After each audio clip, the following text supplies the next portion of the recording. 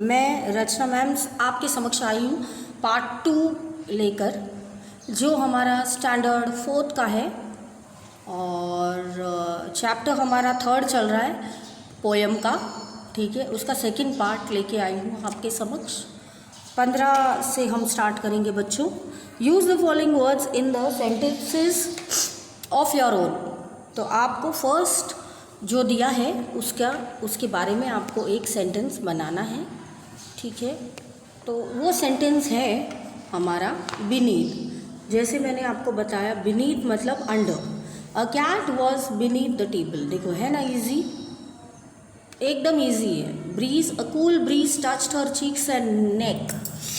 तो इतना cool bridge था बच्चों, तो उनका टच किया चीक और नेक, तो उनको बहुत ज़्यादा सूदिंग लगा। क्योंकि बच्चों ये जो होता है,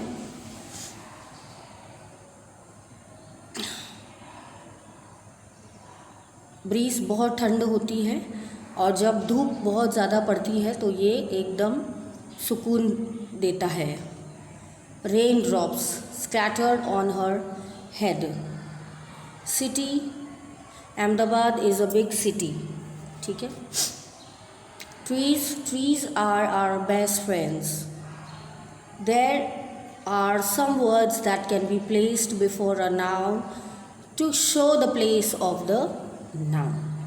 For example, the book is on the table. There is shop near my house. The ball is in the box. The cat is behind the door. तो city is Ahmedabad city. Trees are our best friends, हमारे प्यारे दोस्त है वो। तो ये सब common है बच्चों, आप अच्छे से लिख सकोगे। There are some words that place before the noun of the place. तो देखिए कैसे होता है ये। The book is on the table, तो ऑन है। फिर there is a shop near the house, near. तो आपको ये जो ब्लैक में दिए वो आपको अच्छे से लिखने हैं। देखिए, इन, बिहाइंड, ये सब याद रखने हैं, क्योंकि जब आप फॉर्मेशन स्टार्ट करोगे तो आपको आना चाहिए। ठीक है।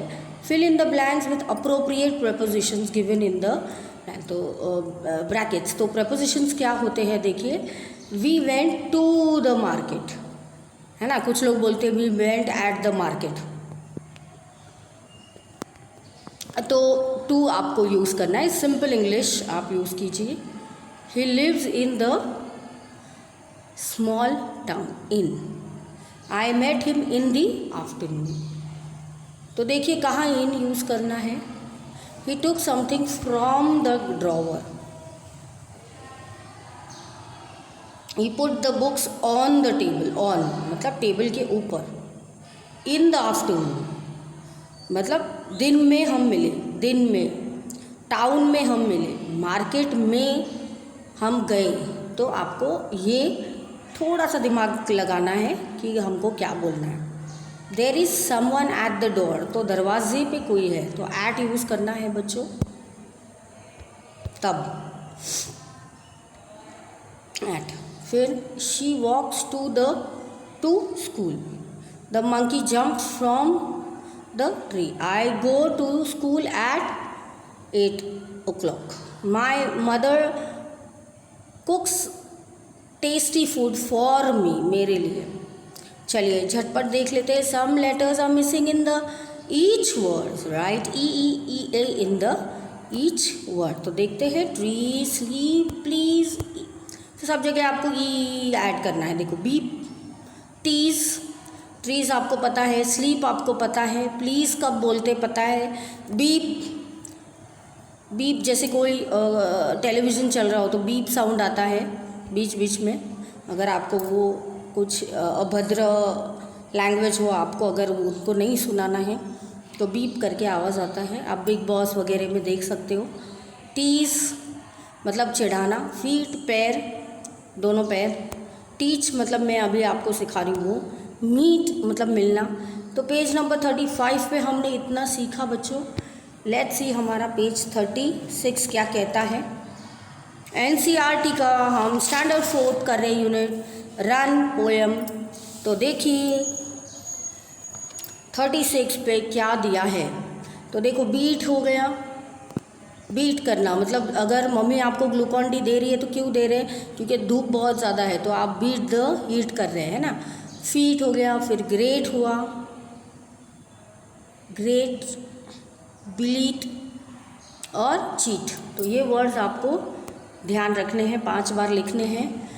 एक बार आप फेयर में लिखिए और 3 बार आप जितना हो सके, अगर लर्न हो गया हो तो कोई नहीं, 3 बार आप लिखिए, ठीक है। अगर आपको 5 बार ज़्यादा लग रहा है तो, बट ये लर्न करना बहुत बहुत इम्पॉर्टेंट है बच्चों, क्योंकि आपको ऐसे पिक्चर्स देंगे। look at the pictures carefully and answer the questions. How many girls are there in the picture? There are 2 girls in the picture. What are the girls doing? The girls are swimming. तो इतना तो आना चाहिए, right? और आता ही है हमारे बच्चों को। Where are the children running? The children are running in the open area. How many boys and girls are there? There are 2 boys and 1 girl. Where are the boats? The boats are in the river. अंदर नदी में है। What are the boys doing? The boys are rolling the boats. है ना, वो रो कर रहे हैं, ऐसे ऐसे करते ना, रो रो रो your boat gently down the street, merrily merrily merrily merrily life is but a dream. आप सीख गए ना ये गाने, भूलना नहीं है, क्योंकि आप बड़ी दीदी बड़े भैया हो। अब आपके छोटों को आपको सिखाना है, राइट? तो आपको सब लर्न होना चाहिए। ऐसे नहीं कि रचना मैम बताएंगे तब आपको याद आना है, कभी आप भी मुझे बता देना जब हम स्कूल में मिलेंगे। How many boats are there? There are 4 boats. देखो हमने बोला है, उस पर हम एतबार नहीं करते, हम चेक भी करते 1 2 3 4, क्योंकि अभी हमको मैथ्स भी आ गया है, वो भी हमारी रचना मैम पढ़ाते हैं हमको, राइट? तो बेटा अपना दिमाग जितना यूज़ करोगे उतना वो शार्प होगा। जितना आप लिखोगे, जितना मेरा वीडियो देखोगे, जितना मेरी तरह बोलोगे, जितना आप ये क्वेश्चन आंसर करोगे, उतना ही आप आगे बढ़ोगे। दुनिया की कोई ताकत आपको पीछे नहीं रखेगी, क्योंकि आप मेहनतू बच्चे, और मेहनतू बच्चे हमेशा अव्वल होते हैं। चलिए अभी नेक्स्ट पिक्चर में क्या है? What is there in the children's hand? There is a rope in the children's hand.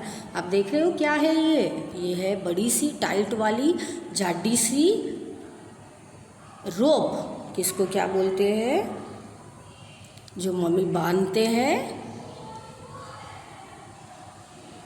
उसको बोलते हैं रोप। How many groups of children are there? There are 2 groups. हम ग्रुप में पढ़े हैं मैथ्स में। अगर आपको 60, अगर मम्मी ने मैथ्स 6 दे दी है तो आप क्या करोगे? 10 के रोज़ बनाओगे और फिर आप बोलोगे मम्मी ये हो गए 50 + 10 60, राइट? तो इतने तो आप फटाफट गिन नहीं पाओगे क्योंकि आप 3rd स्टैंडर्ड में हो। तो ऐसे करके भी आप झटपट गिन सकते हो।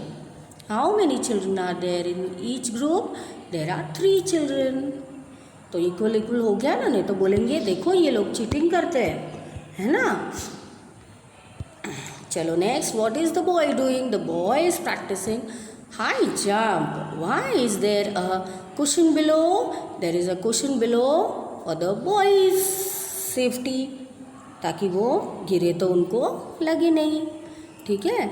ऐसे फॉरम में भी बहुत सारे क्वेश्चंस लगाए जाते हैं ताकि आप जैसे छोटे बच्चे हो, नर्सरी के बेबीज़ हो, तो प्ले ग्रुप में वो सावधानी से खेल सकते हैं।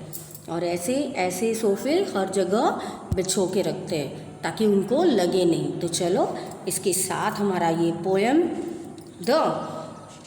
ये रन ख़त्म हो गया है, पेज नंबर 37 पे। अब हम देखेंगे हमारा नेक्स्ट लेसन नसरुद्दीन्स एम, ठीक है? तो मिलते हैं नेक्स्ट सेशन में। Bye for now. अच्छे से लर्न करना और जल्दी जल्दी मिलेंगे हम।